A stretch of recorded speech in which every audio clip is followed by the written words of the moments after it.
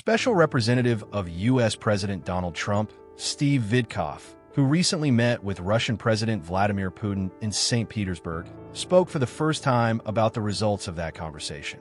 He emphasized that Putin desires a comprehensive peace.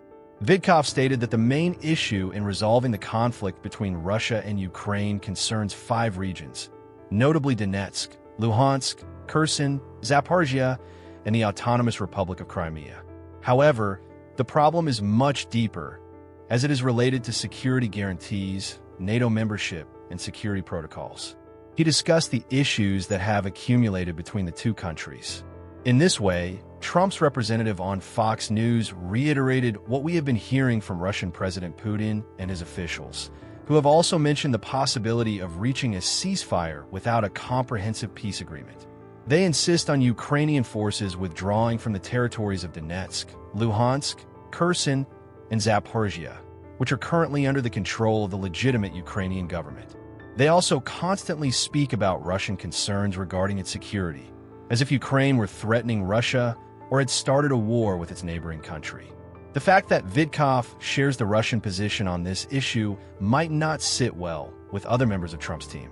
The Wall Street Journal highlighted that some of Trump's collaborators, such as Secretary of State Marco Rubio and other special representative of Trump, Keith Keela, do not agree with this approach and are trying to convince Trump that Putin is not interested in a real peace agreement, but is simply using American desires.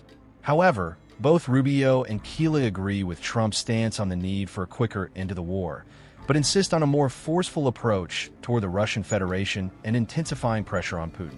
Witkoff, on the other hand, talks about the economic aspects of relations between the U.S. and Russia and advocates for a resolution to the war that would involve financial and economic agreements between Moscow and Washington.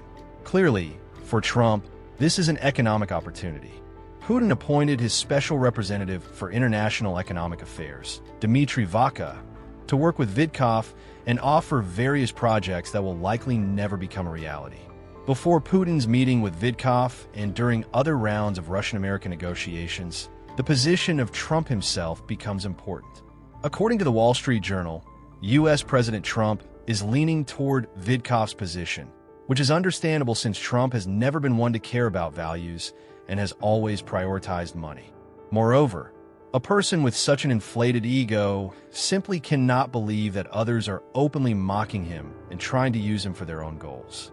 Putin, in turn, likely has a solid arsenal for working with clients like Donald Trump or Steve Witkoff.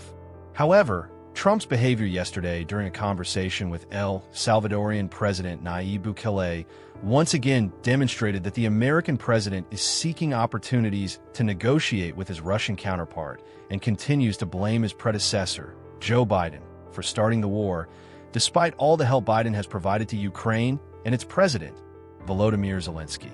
Even though Trump placed Putin at the top of his list of those responsible for the Russian-Ukrainian war, the mere fact that he also names Biden and Zelensky as culprits opens the door for Trump to maneuver and makes it easier for Witkoff to continue his trips to Russia with the aim of securing advantageous deals for Trump and his circle. However, Putin's actions on the Russian-Ukrainian front, particularly his strikes on Ukrainian cities and the destruction of civilian areas, only worsen the situation for Trump's team. After the strike on Sumy and the state sector in the United States, Marco Rubio and Special Representative Keith Keela, along with another special representative of Trump, spoke out against this criminal act of Russian military aggression. Trump was forced to respond regarding the incident with Sumy aboard his own plane, although it was clear that the American president was unwilling to comment on this tragic event caused by his Russian counterpart. In this situation, it is evident that those who still care about their reputations after Donald Trump ceased to be president, and those who completely disregard reputations when it comes to advantageous deals with Russian President Putin and other authoritarian leaders, are finding it hard to reach a common understanding and vision on how the Russian-Ukrainian war will end. Moreover, Putin's ultimate goal is clear.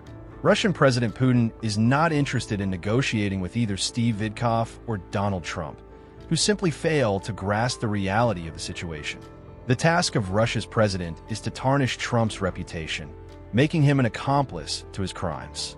As for Vidkov, with his apparent understanding of what is happening in the Russian-Ukrainian war and in the Middle East, he is simply a useful instrument for Putin and Dmitry Vaca, helping them achieve these goals. The American president's reaction to the Russian military's actions in Sumy only proves that Putin is successfully using Trump and Vidkov to his advantage.